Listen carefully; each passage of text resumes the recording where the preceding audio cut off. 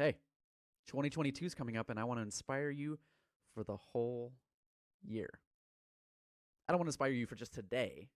I want to inspire you for 1 year, to the point where when you sit down on December 28th, 2022, you actually still have the motivation for 2023. So, how are we going to do that? Am I going to just tell you to go work out a bunch? No. No, we don't. That's an element here. But what I want to talk actually about is 12 keys to happiness. Because if we can focus on being happy, then we can inspire and uplift and put more happiness into the world, which is what I plan on doing. So, the first one, let's look at generosity. How much are you giving back? And you don't have to answer that right now, because there's a couple different ways that you can answer that. You can answer that in, I'm giving back X number of dollars, or Y number of time. And I will say that in-kind generosity, or giving of time, or some other resource that's not necessarily money, is an amazing way to show generosity. Time is one of those resources that we don't get back. But I can say that when we do invest time and we invest it well, especially into other people, the returns on that are smiles. And I don't know about you, but that makes me feel darn good. So, speaking of smiles, intimate relationships. How deep are your relationships right now?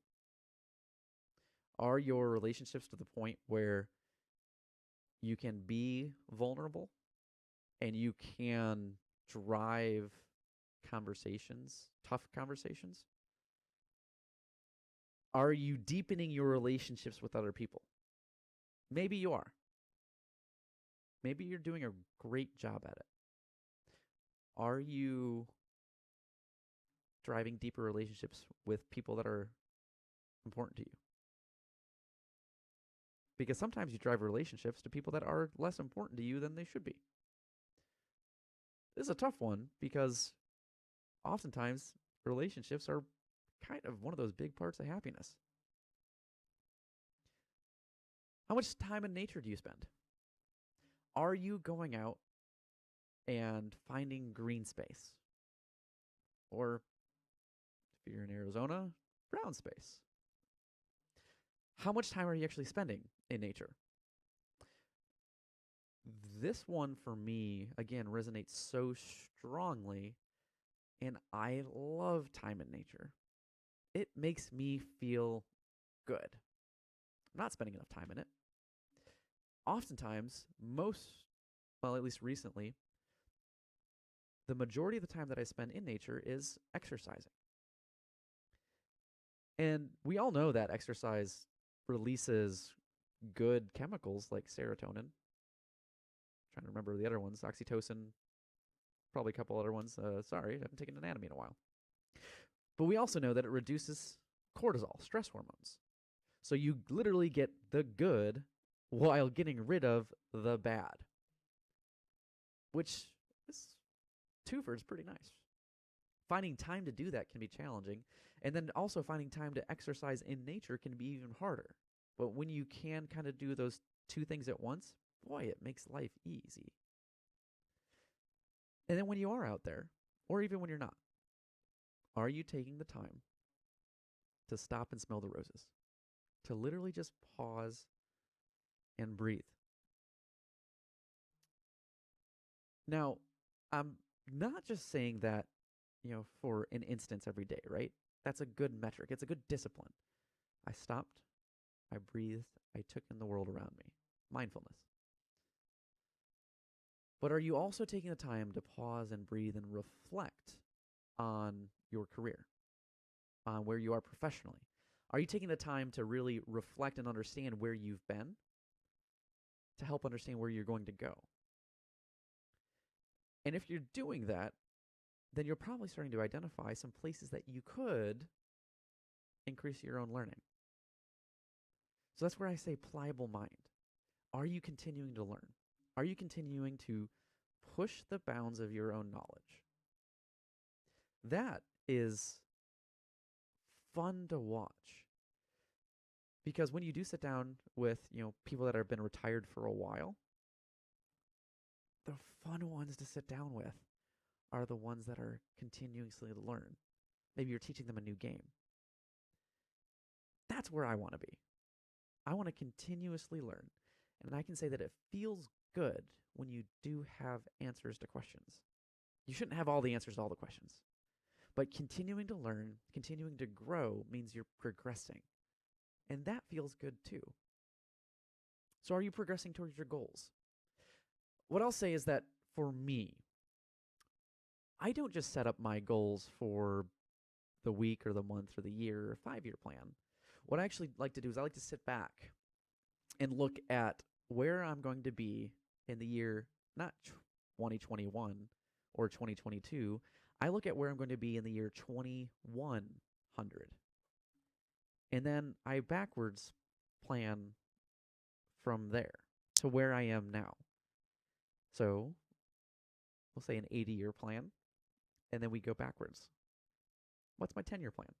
Where do I want to be in 10 years? And then where do I want to be in 5 years and 3 years? And that is what helps me align my 1-year goal. And you'll see that a lot of these elements of happiness overlap, which is great too. But what happens when things go wrong? What happens when you run into, or you've got your goal and you've got friction, which we've had for too long now, right? We've been isolated.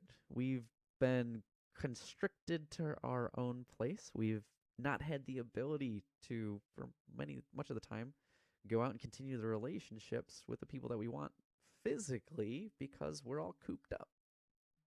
Because we can't really go outside or travel as much as we want. How are we reacting to that now? Are we continuing to be resilient? Do we have the mechanisms in place to stay healthy and stay happy? And if you've done any sort of resilience training, one of the keys to that is also a key to happiness. Funny how, again, these things all loop together, right? And that is hunting the good stuff. So whether you are in a period of adversity or you're in a nice, steady state, you're content, you're happy, and life's going well, are you continuing to focus on the good? Are you continuing to specifically look for the things that make you feel better? Are you finding the good things and focusing on those? And are you helping other people see the good things that are going on in their life? Or are you tearing them down? Or are you tearing yourself down? I'm not saying you have to be the eternal optimist, which does help, by the way. But when you do focus on them, you can be happier. So what are the things that are good for you? Ganothi Seo Town. This is an old word from a long time ago. Phrase. It means, Ganothi, know. Seo Town, thyself. Know thyself. Do you truly know and understand your strengths and weaknesses? The things that make you happy and the things that don't. It can be really tough to go and do that exploration, right? To understand what those things are. But if you're not, then are you really playing to your strengths? Are you falling to your traps of weaknesses? And how do those things align with your own happiness? The more you can do this, and it's tough because sometimes you'll find things that you don't like about yourself. But that's a good thing, because when you find things about yourself that you don't like, you can play to your strengths better, which makes life better. And as you do that, as you go and learn yourself, you'll start to understand more about the people that have helped you. Because even if you've carved off everything that you have right now and you're self-made, you didn't really do all of it by yourself. Other people have helped you. They've gotten you access to resources. to time, to advice? And are you going back and showing them the gratitude that, sure, they deserve, but that you should be showing them because it will make you better too? And I will say that for many of us, showing gratitude is hard. It's difficult because it means that you have to verbalize the fact that you needed someone else's help to get to where you are now, and that you're in a better position, and that your life is better. But it also means that you had to have somebody else help you to get there. So it's tough to do, but the more you do it, the easier it can become. And when you do it, you will continuously feel better. And there's a ton of studies out there that also show that gratitude is the strongest emotion. And it also is one that can make you feel vulnerable. Funny how those things get tied together again. So as you take all this stuff together, what is it really that we're looking for? Those are things, right? Elements of happiness. But the one word that often comes to mind is meaning. Does your life have meaning? What is your purpose? What is your passion? That can take a long time to figure out. But as you go through the practice of clearing up your mind, clearing up your body, going through the exercise of really knowing yourself, expanding your knowledge base, picking your goals, taking the time to pause and breathe, and building your intimate relationships, and your intimacy and your generosity, figuring out where your life has meaning. Oh, if you haven't figured that out yet, it's fine, because it is a journey to go figure out. But when you do, darn, does it feel good. And I know that many people transitioning out of the military struggle with this as well, because we had a very clear meaning for so long. And now we don't have that really strong driver, that mission. So that means you have to find your own mission, and defining it can be a challenge, and living it can be even harder. So, okay, we've talked about it. But what are actual next steps? Where are we going to go? We'll keep this part simple and easy. I'll give you some goals. Relationships. Be vulnerable in your relationships and build intimacy and deepen your connection with the people that are important to you.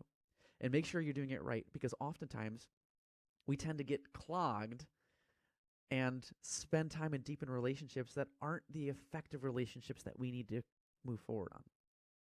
Whether it's a grandparent, whether it's a child, somebody that's important to us, whether it's blood family or found family. Making sure that you do both, and the right ones. So go deep in your relationships. Put it on the calendar. 3 times a month, 4 times a month. That's once a week. Figure it out. Make it a quantifiable goal, a smart goal to go deep in your relationships. Here's one that's even easier than that, probably, because you don't have to be vulnerable. Can you consume healthy media? Whether you're on cable or satellite or Netflix, Hulu streaming, or on social media. My challenge to you is, of the 12 keys that we've talked about, you're probably too good at 2 of them at least, right? So go unsubscribe or block 10 channels, maybe 1 for each of the steps, that is not as healthy to you. Pick them. Probably shouldn't watch them. They kind of tear me down. They tear somebody else down. Not super healthy. Just get rid of 10 of them. And in their place, in that vacuum, trade up. Go find some that are healthy to you. Channels that I've been watching recently that make me feel good and are driving some sort of just understanding that I kind of want to go help with, are looking at bringing beavers back to local ecological systems across the country. Because when you bring in beavers and you don't just trap them and turn them into hats, you actually increase watershed and availability of green space. That's probably why I like it, because there's more green space. And you can increase water rights for people downstream because there's more water that will continuously flow. It just makes me feel good, and it's healthy. And I kind of want to go act on that a little bit. Maybe go volunteer and spend some time or money to help get more beavers around streams. Figure it out. Find things that do build you up. And of course, explore yourself. Really, really Gnothi Seotan. Go spend the time to really look at and evaluate who you are, why you are. Understand your strengths, understand your weaknesses, so that way you can project your strengths into the world and find time to mitigate your weaknesses. I like to do that when I'm in nature. I like to exercise in green spaces and think. So I can kind of do 3 of those things at once. It's good. Overlap as much as possible. When I can, I also like to take other people with me into those green spaces to deepen our relationships, to spend time walking along a water's edge, to look at the majesty of an amazing ecosystem. It just makes me feel good. I like sharing it with other people when I can. Figure out how you can do it. And then while you're at it, we talked about deepening relationships, but expand your tribe. Find more people. Again, it's right there, right? It's right here on the screen. Find more people that are where you want to be and bring them into your tribe or go into theirs. It's amazing the power of relationships. And by expanding your tribe and deepening your relationships when you have them, it can just, like, you'll watch the magic happen. You'll watch the magic happen. It's beautiful. And the last thing is plan for 2100. Yeah, it's 2021, and you can plan for 2022, but plan for 2100.